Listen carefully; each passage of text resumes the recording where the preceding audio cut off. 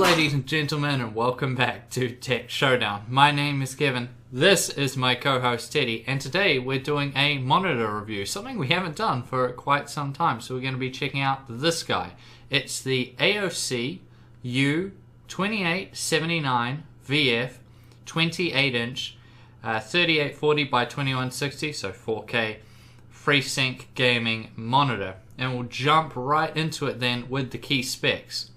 So it's coming with a 10-bit 4K TN panel. Response time is 1 ms gray to gray.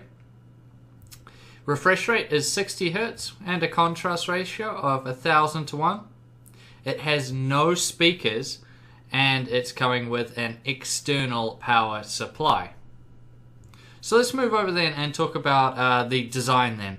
So a few people might be a little bit upset or offended even maybe that it has a glossy black front on the bezels there. A lot of people don't like that. Personally, I don't mind it that much. I don't think it's that big of a deal, but other people seem to think it is.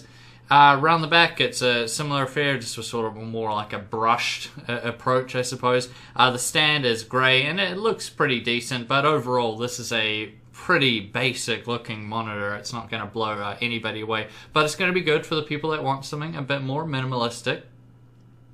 Now, as far as adjustments go, yeah, you're not really getting much.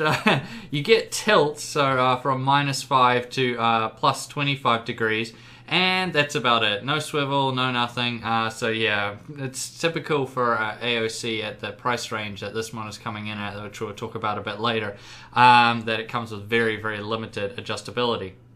Now, as far as I/O goes, from left to right, it's coming with dual link DVI, HDMI-MHL, DisplayPort, VGA, audio out, and the power in.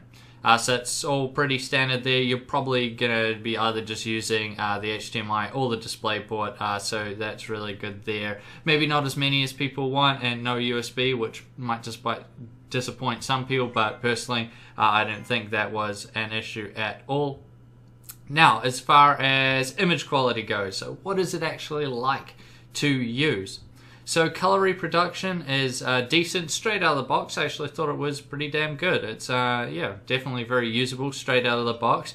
The response time is absolutely fantastic. I had no ghosting in all the games I was playing. It was really, really good. So that's really nice. And of course, FreeSync, which is only for AMD graphics cards as of right now, works fantastic also. So this monitor is going to be a lot more beneficial for those of you out there who are running an AMD graphics card as opposed to those out there who are running an NVIDIA graphics card. Now, the one big downside of TN is the viewing angles, and again, it was pretty terrible when it came to this display. Viewing angles are not very good.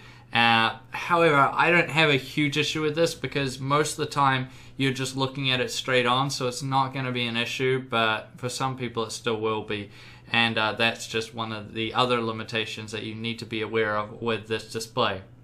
So what is it like in general then? So for typing up my scripts and everything else, it's been fantastic for that. You know, 4K gives you so much screen real estate. I mean, it's 4 times 1080p. So that's really, really good. Heaps of screen real estate to do everything you need to on it, and the scaling in Windows 10 is fantastic by comparison to previous versions of Windows. So that's good. Editing also was awesome on it. Doing all my videos, that was fantastic. I had no issues there. However, I will say that anybody doing really serious productivity type stuff, especially in Photoshop or anything like that, I would maybe stay away, only because this is a TN panel. The color accuracy is not going to be up to the standard that you probably want, and I would look more towards an IPS panel for doing that type of thing. Yes, but that's about it. For gaming, as I said, it was just fantastic. I had no problems playing all my games on it. It was really, really good, and you know, it'll do you really well. So I think this is mainly set for maybe people just doing more casual productivity stuff, and just mainly for gaming. Which brings us now to the conclusion. And what do I make of the AOC U2879VF? So its price over at Playtech right now is 599 New Zealand dollars, which is a really solid price for a 4K display, and it's also very cheap over in the United States and other places. So this is a great value 4K monitor. Now it does have its limitations, so it's coming with a more basic design and very limited adjustability. So if you're someone that likes a lot of adjustability in their monitor, then yeah, be aware of that. The color reproduction is pretty good straight out of the box. You might want to make a few adjustments there, but I thought it was pretty decent, and the response times are amazing, which is great for gaming. You can have no ghosting or anything at all. One thing I also will mention is the menu buttons on the bottom of the display are not that good, really. It's not the end of the world, and the menu itself is a little bit but that's okay to me, and I don't really call it a con because you're not going to be really using the menu that often. Maybe just when you first get it to set everything up the way you like, but aside from that, you're probably not going to be using it that often, so it's not really the end of the world.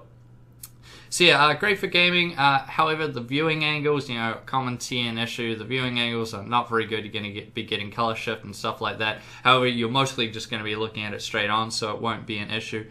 And basically, it's just a decent all-round display, especially for the price. A good FreeSync 4K gaming monitor, and I highly recommend it. It's really good value. If you're someone running an NVIDIA graphics card, then I probably still would recommend it, but it's definitely going to be better for those with an AMD graphics card, because then they're going to be able to take advantage of FreeSync. But yeah, it's a great all-round gaming monitor. Now, I thank you all for watching this video. Please subscribe to Tech Showdown if you haven't already, and like the video. And as always,